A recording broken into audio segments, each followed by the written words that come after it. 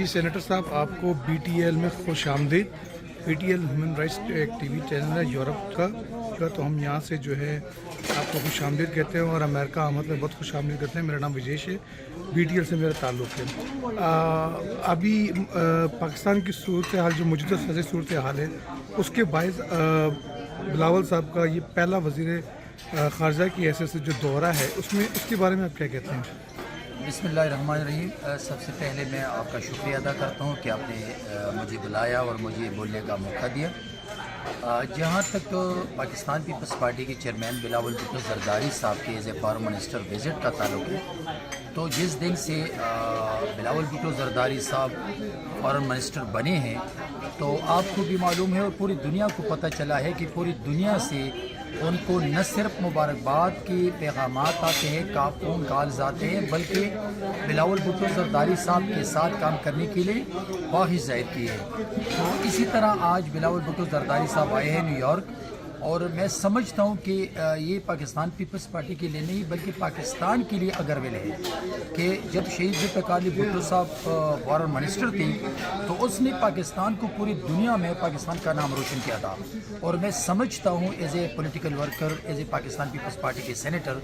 کہ بلاول بھٹو زرداری صاحب as a foreign minister پوری دنیا میں پاکستان کا نام روشن کریں گے، اور پاکستان کو جو عمران نے پوری دنیا میں تنہا کیا تھا،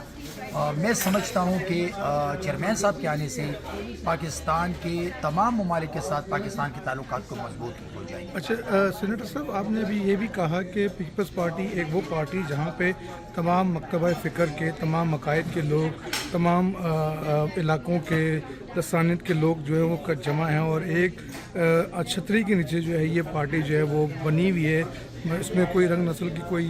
بیر نہیں ہے۔ اور آپ نے اس میں یہ بھی ذکر کیا کہ ایک عام آدمی کو پرائم منسٹر بھی بنایا گیا ہے، سینیٹر بھی بنایا گیا ہے، منسٹر بھی بنایا گیا ہے۔ تو آپ کیا سمجھتے ہیں کہ انسانی حقوق اور مذہبی رواداری کے مسائل جو پاکستان میں بڑھتے جا رہے ہیں، پیپلز پارٹی آنے والے وقت میں ان کو کیسے دیکھتی ہے؟ دیکھیے، پاکستان میں ہمیشہ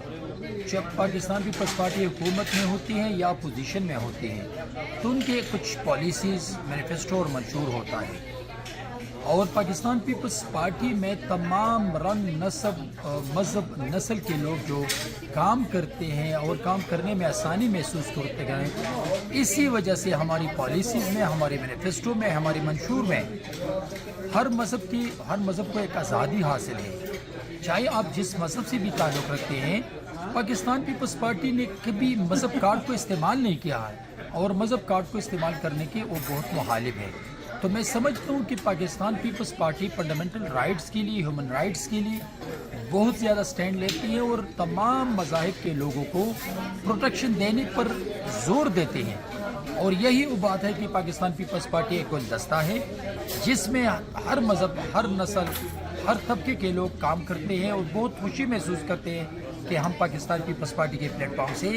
بھٹوازم کے لیے اور پاکستان کے لیے اور پاکستان کے اداروں کے لیے، پاکستان کے 22 کروڑ عوام کے لیے خدمت کرتے ہیں۔ جی شکریہ، میں وجیش پرتاپ بی ٹی ایل سے آپ کو جو ہے شکریہ ادا کرتے ہیں۔ شکریہ جناب، آپ